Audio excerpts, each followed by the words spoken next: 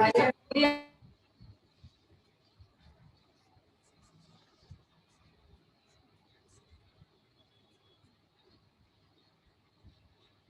Students, hope you are getting okay. तो ये था हमारा common rail direct injection system. Okay, अब उसको स्कीमेटिकली अगर एक्सप्लेन करना है तो इस तरह से हम लोग एक्सप्लेन कर सकते हैं। ओके, सी ये पूरा सिस्टम वो बता रहा है कि इस तरह से हमारा स्कीमेटिक डायग्राम है। ओके, ये स्कीमेटिक डायग्राम भी आप बना सकते हो, ये जैसे कि बुक में नहीं दिया है अगर, तो इस तरह से भी आप लोग बना सकते हो। ओके, सर दिखा नहीं है। क्या बता रहा है वो यहाँ पर, ये है हमारा common rail direct injection system.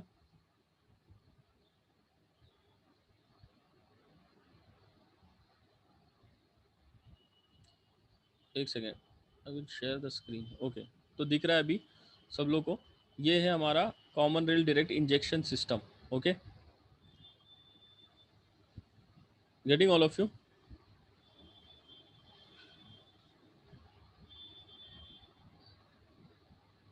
सो ये इस तरह से भी आप एक डायग्राम बना सकते हो। ओके, अगर आपको इलेक्ट्रॉनिकली कंट्रोल सिस्टम बताना है तो यहाँ पर क्या है, आपका एक ईसीएम है।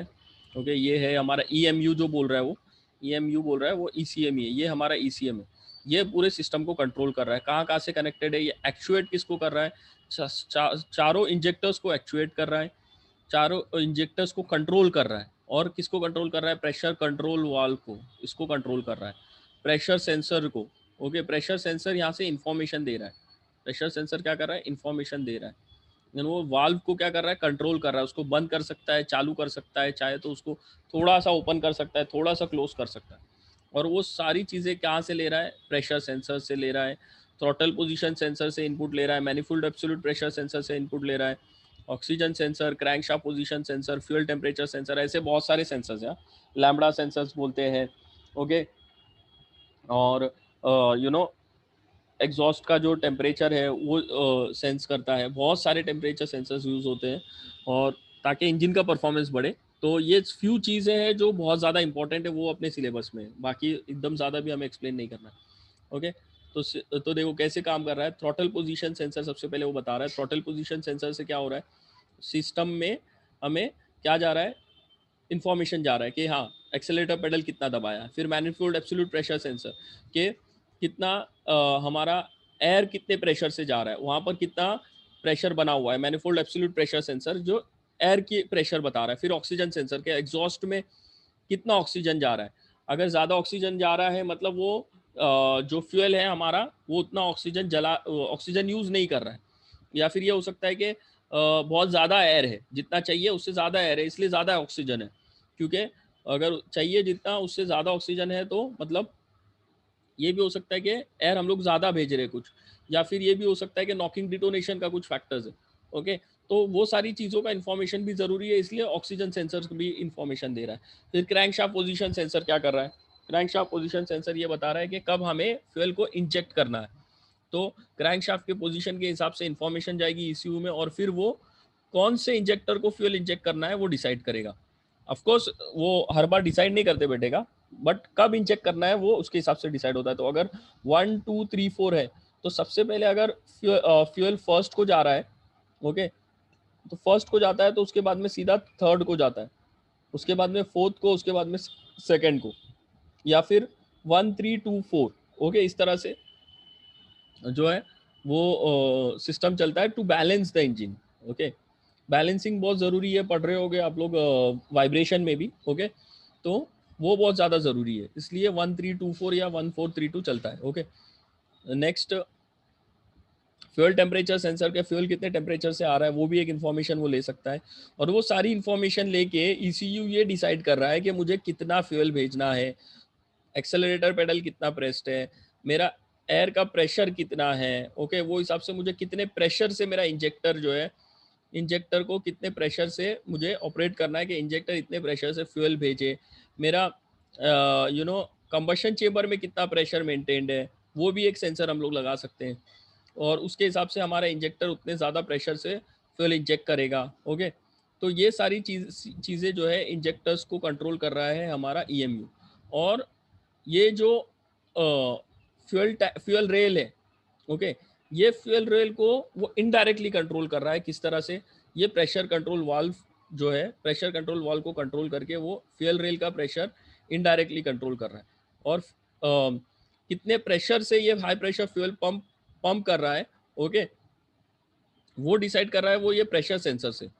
जो राइट हैंड साइड में जो प्रेशर सेंसर है, ओके, वो प्रेशर सेंसर से हमें वो इंफॉर्मेशन ले रहा है ECU कि कितना प्रेशर है, और वो प्रेशर को वो कंट्रोल कर रहा है with the help of pressure control valve. तो इनडायरेक्टली वो ये जो हमारा कॉमन रेल है यहाँ पर, ओके, ये जो कॉमन रेल है, ये कॉमन रेल को वो कंट्रोल कर रहा है, उसके प्रेशर को कंट्रोल कर रहा है, ओके।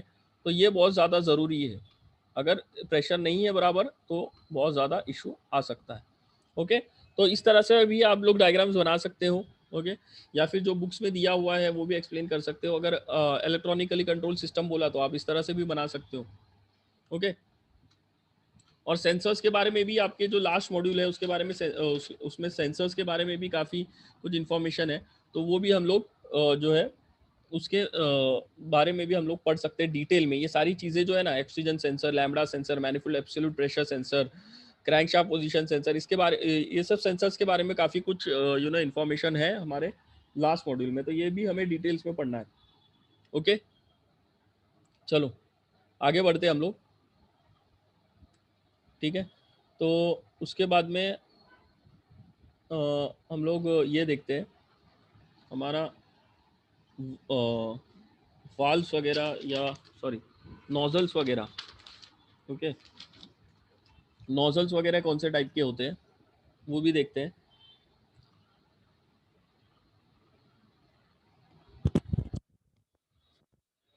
ये स्टूडेंट्स आवाज़ आ रही है ना?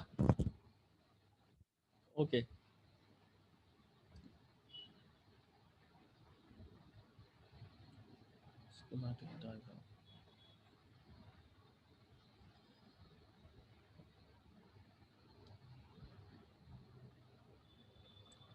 ठीक है। तो let us see this induction fuel कैसे हो रहा है, ओके, कि फ्यूल को किस तरह से जो है स्वर्ल करके भेजा जा रहा है। तो ये भी पॉसिबल है, ये भी आपके सिलेबस में है कि इंडक्शन स्वर्ल क्या है, ओके। कि किस तरह से फ्यूल को स्वर्ल करते हैं। स्वर्ल मतलब कि वो थोड़ा सा घूम रहा है, ओके। तो ये घूमने की वजह से क्या होता है कि जब फ्यूल इंजेक्ट होगा तो वो क्या होगा, प्रॉपरली मिक्स होगा। तो इसको बोलते हैं इंडक्शन स्वर्ल, यानी कि एयर को जो है थोड़ा सा उसके वाल्व्स को इस तरह से डिजाइन किया है, बिग स्वर्ल इफेक्ट, देखो ज्यादा स्वर्लिंग दे रहा है वो, ओके। उसके वाल्व्स को इस तरह से डिजाइन किया गया है कि वो थोड़ा सा स्वर्लिंग एक्शन दे।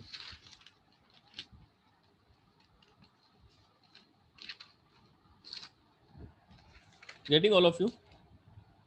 इसको बोलते हैं इंडक्शन स्वर्ल। इंडक्शन स्वर्ल यानी कि सिर्फ हम लोग एयर को स्वर्लिंग मोशन दे रहे हैं। किसको दे रहे हैं स्वर्लिंग मोशन? एयर को, okay.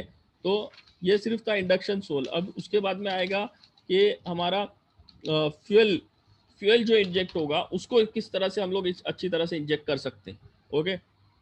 Getting all of you?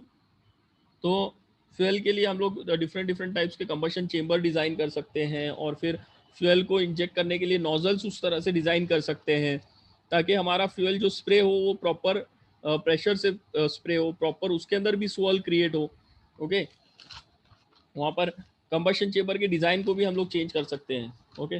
वो सारी चीज़ें हम लोग देखते हैं अभी।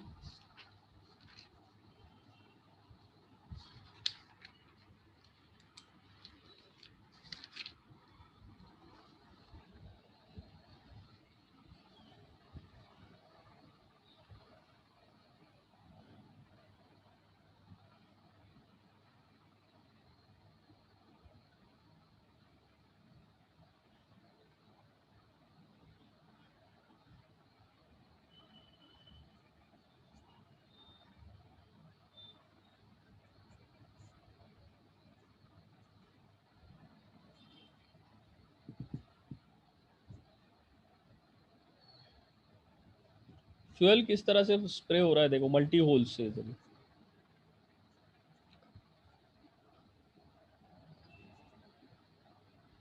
कंबशन टेम्परेचर बढ़ रहा है तो ब्लैक स्मोक कम हो रहा है, ओके। तो ये कहीं ना कहीं टेम्परेचर्स को बढ़ाने की कोशिश कर रहे हैं लोग, okay.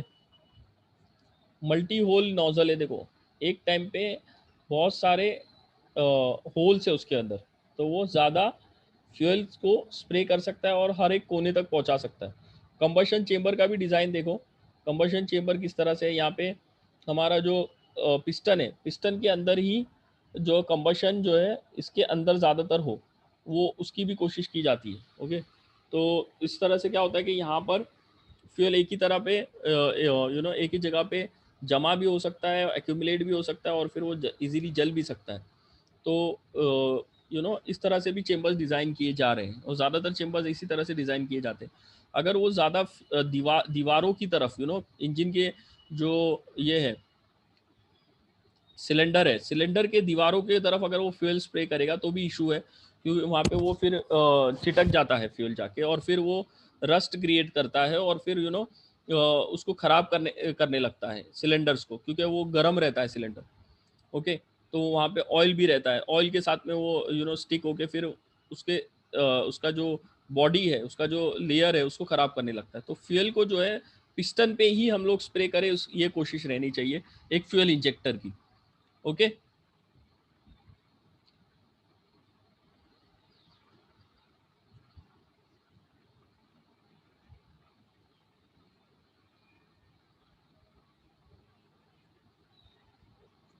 Formation of strong swirl होना चाहिए।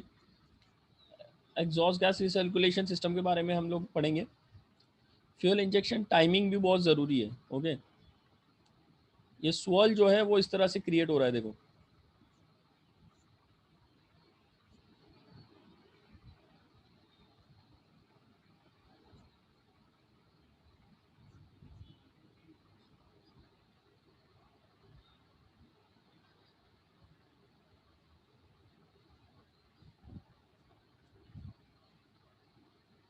यहाँ पे दो इनलेट वाल्स है और दो आउटलेट वाल्स है।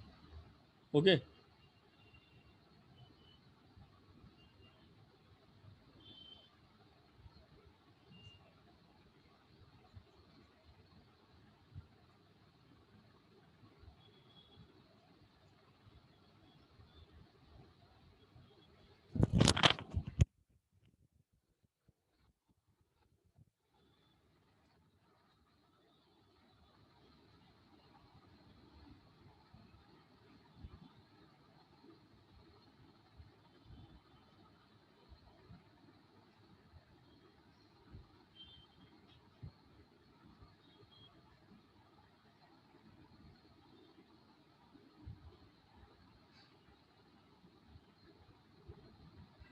yes, see here now, these are the different types of these are the different types of combustion chambers also. Okay, diesel combustion chamber जो मैंने बताया, तो यहाँ पर जो पिस्टन है, पिस्टन के अंदर ये सारे डिज़ाइन हो रहे हैं। Shallow depth, okay, hemispherical shape जो मैंने अभी बताया, पिस्टन के अंदर ये सारी चीज़ें क्रिएट की जा रही है। सिलेंड्रिकल शेप, टोरॉइडल चेम्बर, तो ये सारी चीज़ें भी इंपॉर्टेंट है, as per the requirement, as per अगर प्रेशर ज़्यादा चाहिए, किस तरह से हमें फ्यूल एंड एयर को मिक्स करना है। तो ये सारी चीज़ें भी बहुत इंपॉर्टेंट है। अगर ओपन कंबशन चेम्बर है, ओपन कंबशन चेम्बर यानी कि जहाँ पर डायरेक्टली फ्यूल स्प्रे हो रहा है on the piston, directly fuel spray हो रहा है ऑन द पिस्टन। और इनडायरेक्ट कंबशन चेम्बर्स भी है जिसके बारे में हम लोग आगे पढ़ेंगे। ओके, तो ओपन मतलब अपना सादा वाला जो हम लोग पढ़ रहे हैं, इसको नॉन टर्बुलेंट भी बोलते हैं। ओके, नॉन टर्बुलेंट भी बोलते हैं और डायरेक्ट इंजेक्शन चेम्बर्स भी बोल रहे हैं। ओके, तो ये चेम्बर जो है, ओके, ये पिस्टन के ऊपर बना हुआ है। ओके, तो मिक्सिंग जो है इसके अंदर ही हो रही है। और मिक्सिंग किस तरह से अचीव हो रही है, फ्यूल को इंजेक्ट किया जा रहा है चेम्बर में, मल्टी ऑरिफिस टाइप नोजल है। तो यानी कि ज़्यादा उसके अंदर दो से तीन टाइप, कम से कम दो से तीन टाइप के होल्स है उसके अंदर, तो उसके अंदर से फ्यूल आएगा, जैसा आज जिस तरह से आपने देखा। तो वो इस तरह से स्प्रे हो रहा है। ओके, एक ही जगह पे नहीं हो रहा है। ओके, एक टाइम पे इधर भी हो रहा है, इधर भी हो रहा है, या फिर तीन होल्स होंगे तो यहाँ पे भी होगा, चार होल्स होंगे तो यहाँ पे भी होगा। इस तरह से उसके अंदर फ्यूल स्प्रे होता है। ज़्यादातर इसी तरह से यूज़ होता है, ताकि सब जगह पे फ्यूल स्प्रे हो जाए। ओके, तो ये सारी चीज़ें हैं, ये सारे टाइप्स हैं, हर एक का अलग अलग एडवांटेजेस है। अभी हेमिस्फेरिकल चेम्बर है तो वो थोड़ा सा स्क्विश पैदा करेगा, थोड़ा सा मूवमेंट पैदा करेगा, वो इसका फ़ायदा है। फिर depth to diameter ratio can be varied for better performance, कि उसका डेप्थ कितना है, उसका डायमीटर कितना है, वो हम लोग वेरी कर सकते हैं। अगर शैलो डेप्थ है और रेक्टेंगुलर टाइप है तो उसमें क्या है, स्क्विश लो है, तो जिस तरह से हमें रिक्वायर्ड है, ओके, उस तरह से हम लोग उसको यूज़ कर सकते हैं कि हाई स्पीड इंजन है, लो स्पीड इंजन है, और कि हमारे बड़ी इंजन से साइज, इंजन की साइज़ की बड़ी है या फिर छोटी है, जिस तरह जहाँ पे रिक्वायरमेंट रहेगा उस तरह से हम लोग उसको यूज़ कर सकते हैं। रेक्टेंगुलर टाइप जो है, ओके, रेक्टेंगुलर टाइप अगर इंजन अगर यूज़ हो रही है या शैलो डेप्थ वाली यूज़ हो रही है तो वहाँ पर स्क्विश लेस है, क्योंकि लार्जर डायमीटर ऑफ कैविटी है, डायमीटर जो है वो ज़्यादा है, okay. Cylindrical chamber, okay, cylindrical chamber अगर है तो it provides better squish and the desired levels of squish can be varied by changing the depth to diameter ratio of the cavity. ये जो कैविटी है इसके अंदर, उसका रेशियो चेंज करके हम लोग कर सकते हैं। अब ये जो swirl है, swirl तो आपने देखा, swirl जो है ये क्रिएट हो रहा है इस तरह से, यानी जब एयर जो है, एयर जो है इनलेट वाल्व से अंदर आ रहा है, एयर की बात कर रहा हूं मैं, फ्यूल नहीं, तो वो इस तरह से थोड़ा सा swirl हो रहा है, okay, this is swirling motion, okay. और टर्बुलेंस का मतलब क्या है? टर्बुलेंस मतलब एक से ज्यादा डायरेक्शन में जो है वो घूमना चाहिए इस तरह से, समवॉट लाइक दिस, ये होता है टर्बुलेंस, ओके। इस तरह से, या फिर ऐसा भी बोल सकते हो, इस तरह से मूव हो रहा है, ओके। तो ये टर्बुलेंस है, कोई भी डायरेक्शन में, डिफरेंट डायरेक्शंस में घूमना, उसको टर्बुलेंस बोलेंगे, एक ही डायरेक्शन में नहीं। और स्वल मतलब ये स्वलिंग मोशन इस तरह से, ओके। तो स्वलिंग मोशन जो है वो एयर को दिया जा रहा है ताकि वो अच्छी तरह से घूमते हुए कंबशन चेंबर में आए, और जब फ्यूल इंजेक्ट हो तो वो प्रॉपरली मिक्स हो, ओके। टर्बुलेंस जो है वो फ्यूल का भी क्रिएट किया जा रहा है, ओके। टर्बुलेंस की अगर मैं बात करूं तो वो फ्यूल में भी क्रिएट हो रहा है, ताकि टर्बुलेंट अगर रहेगा फ्यूल, ओके, तो ज्यादा अच्छी तरह से मिक्स होगा, ओके। देखो एडवांटेजेस क्या है ये सारे टाइप के इंजन के। Heat loss two cylinder walls is small.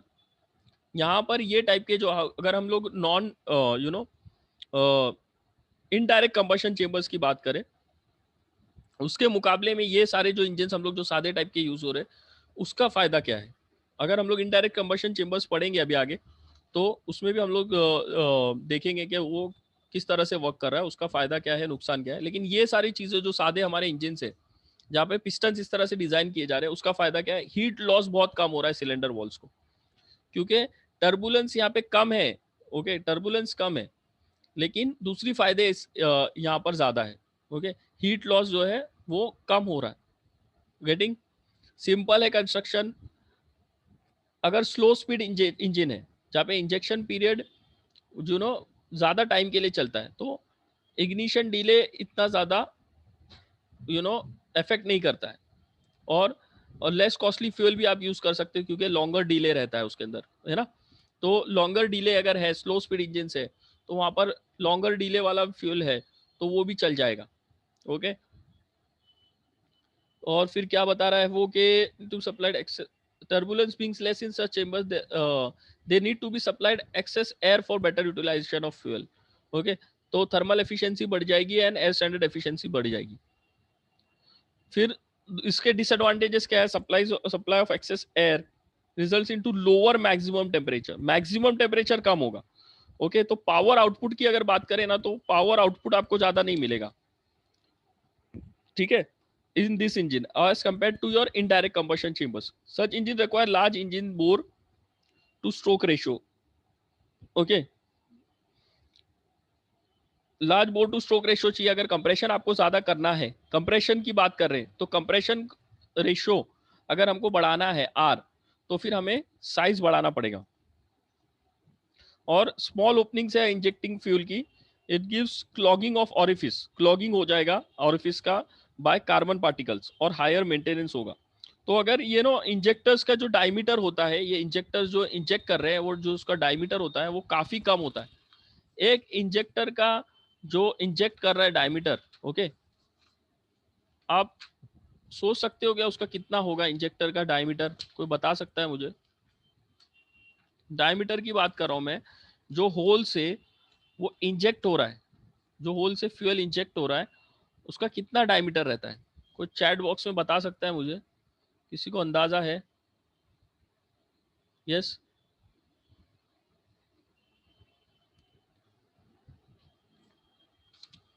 कितना डायमीटर होगा?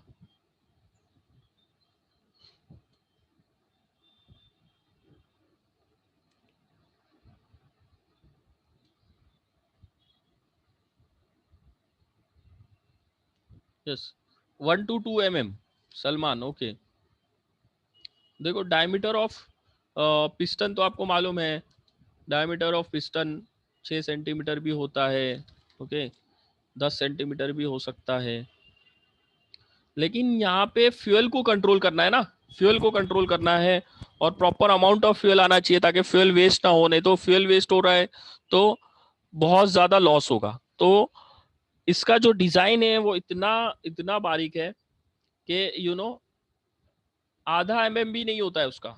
आधा को भी 10 पार्ट में डिवाइड किया ना, उतना कम उसका डायमीटर होता है, ओके।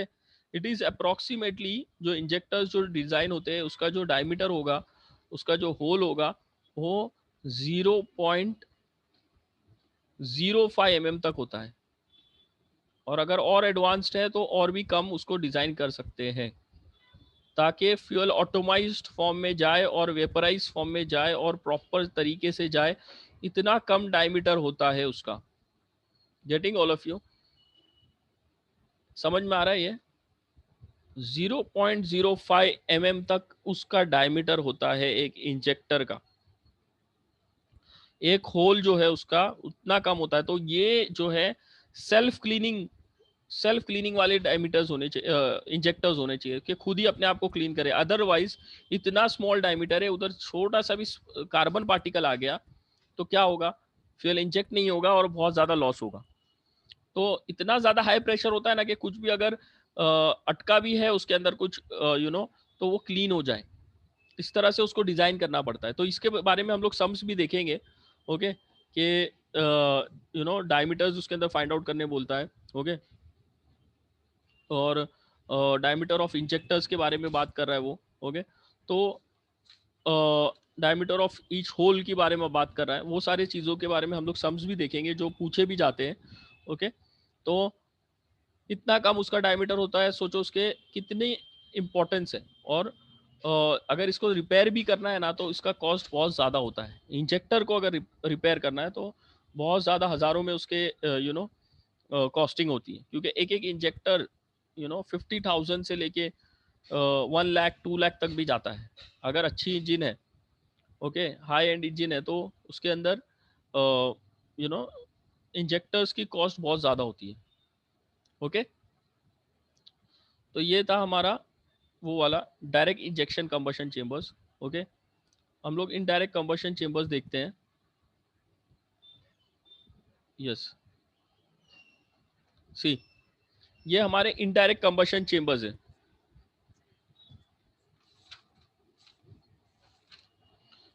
इनडायरेक्ट कंबशन चेम्बर्स की बात हो रही है, okay.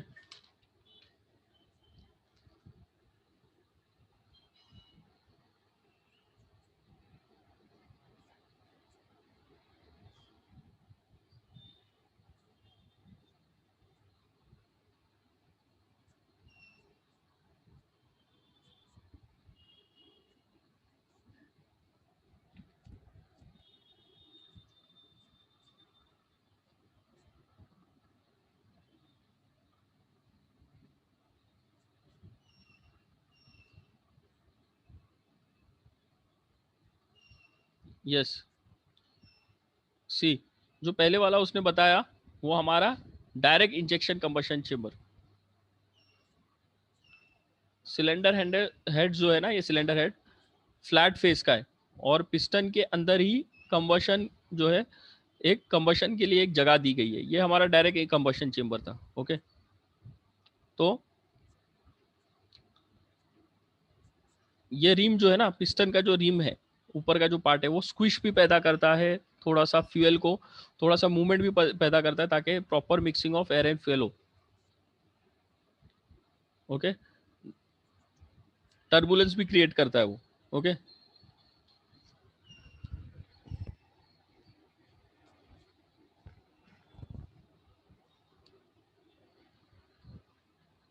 See this is our indirect combustion chamber और स्वेल कंबशन चेंबर। ओके, ये कंप्रेशन स्वेल को अप्लाई कर रहा है। कंप्रेशन स्वेल को किस तरह से अप्लाई कर रहा है, अभी ये कंप्रेशन हो रहा था तो क्या हो रहा है कि यहाँ से एयर जो है यहाँ पे अंदर जा रहा है और यहाँ से ऐसे घूम रहा है। ओके, घूमते घूमते घूमते घूमते इस तरह से घूम रहा है। यानी कंप्रेशन के टाइम पे ही जितना कंप्रेशन स्ट्रोक के टाइम पे जितना भी एयर, सिर्फ एयर की बात कर रहा हूं मैं, सिर्फ एयर की। ओके, जितना भी एयर आया वो यहाँ से एक होल प्रोवाइड किया गया है, एक रास्ता प्रोवाइड किया गया है, वो रास्ते से यहाँ से ऊपर गया। और बिकॉज ये थोड़ा सा एक एंगल में फेंका जाता है ऊपर इस तरह से, ये डायरेक्शन में, तो क्या होता है, ये घूमने लगता है इस तरह से। एयर क्या हो रहा है, घूम रहा है इसके अंदर। Okay, this is a indirect combustion chamber. Okay, तो यहाँ पर कंबशन कहाँ पे होना चाहिए था, डायरेक्ट कंबशन चेंबर में क्या हो रहा है, यहाँ पर। और इसमें क्या हो रहा है, यहाँ पे दूसरा एक छोटा सा कंबशन चेंबर बनाया गया है। बहुत इंपॉर्टेंट चीज है ये, पूछी जाती है काफी बार। Okay, try to understand it. तो कंप्रेशन स्ट्रोक में क्या हो रहा है, 50% of the air is force into the swirl chamber through the throat. Okay, ये थ्रोट जो है, यहाँ थ्रोट है, ये थ्रोट है, ये उसका गला है बोल रहे थ्रोट। ओके, यहाँ से वो फोर्स की जा रही है। Okay, few degrees before TDC. Okay, few degrees before TDC वो वहां पर जो है ऑटो इग्निशन इनिशिएट हो रहा है। कैसे इनिशिएट हो रहा है ऑटो इग्निशन, फ्यूल इंजेक्ट किया जा रहा है few degrees before TDC. Okay, अब जैसे ही फ्यूल बर्न हुआ, partially burn mixture from swell chamber moves out into the main combustion chamber. जो थोड़ा सा बर्न हुआ है वो मूव करता है मेन कंबशन चेंबर में, और क्या होता है, पुश करता है पिस्टन को। Okay, getting all of you, try to understand this, see here.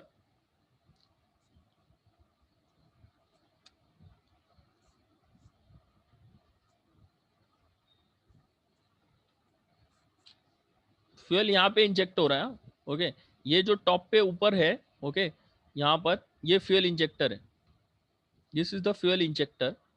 Okay, और ये जो है ये एक छोटा सा लीड प्लग है यहाँ से, ये सिर्फ हीटिंग के लिए है, इसका कुछ इंपॉर्टेंस नहीं है ये दूसरे वाले का, ये हमारे सिलेबस में नहीं है, समझ लो।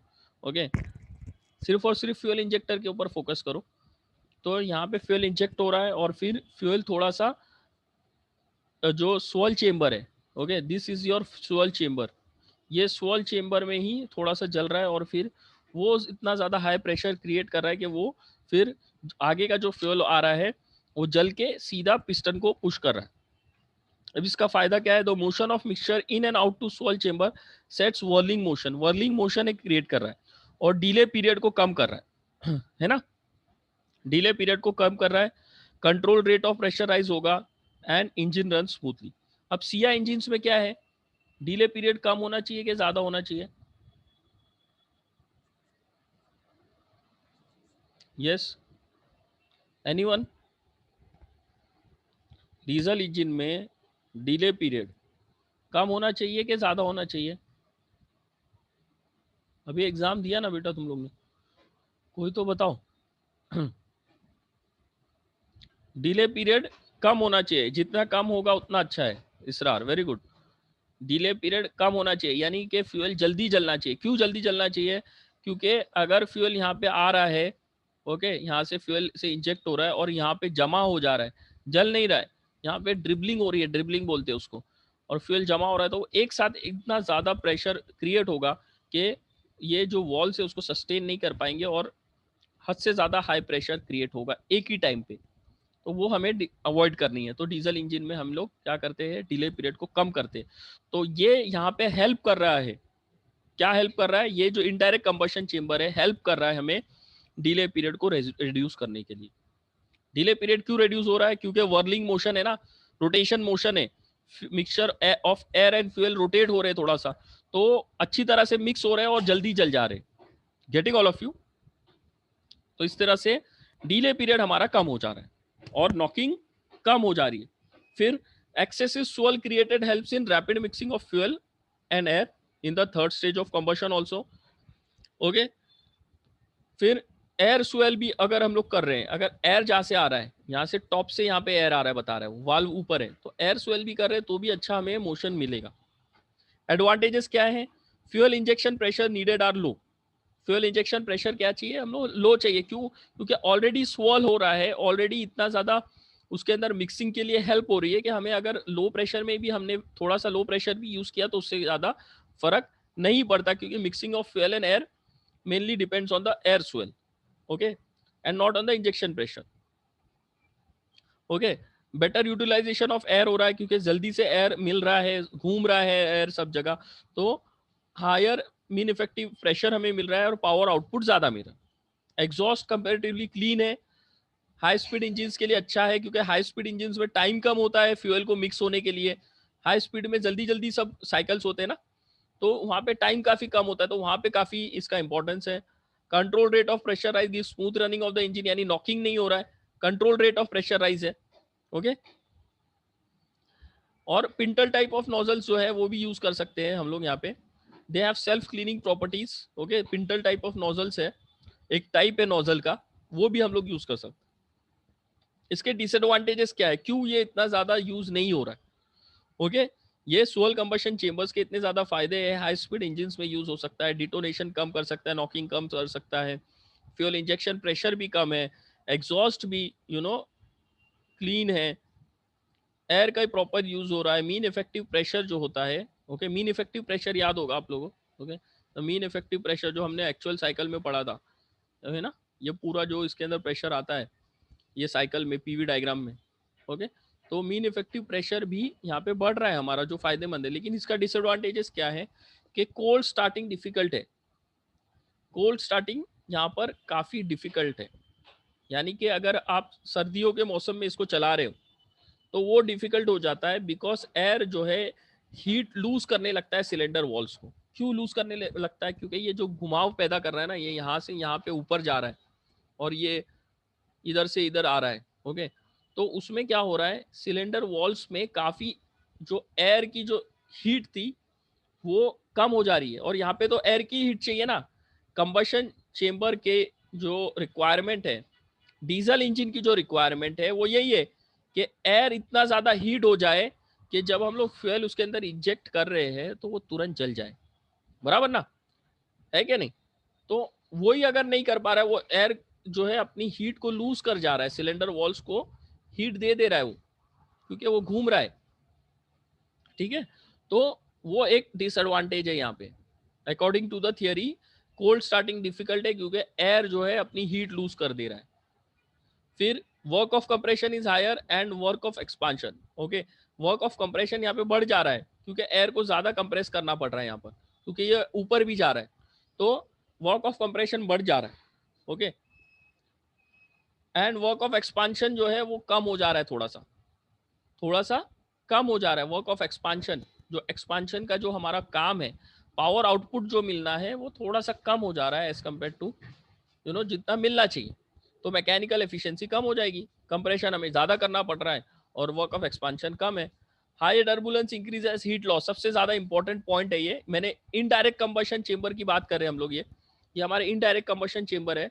इसमें क्या खासियत है कि ये कम इंजेक्शन प्रेशर से इंजेक्ट होता है, एमईपी बढ़ रहा है, एग्जॉस्ट अच्छा है, सब है, लेकिन हाई टर्बुलेंस की वजह से क्या हो रहा है, हाई टर्बुलेंस की वजह से हीट लॉसेस ज्यादा है। हाई टर्बुलेंस की वजह से क्या है, it increases, high turbulence increases heat losses, okay, it results into something low thermal efficiency। Heat losses यहाँ पे कहाँ बढ़ रहा है, ये सिलेंडर वॉल्स जो है ना, ये सिलेंडर वॉल्स को हीट लॉसेस बढ़ जा रहा है क्योंकि टर्बुलेंस ज्यादा है ना, ओके, एयर फ्यूल मिक्सचर सब जगह घूम रहा है, तो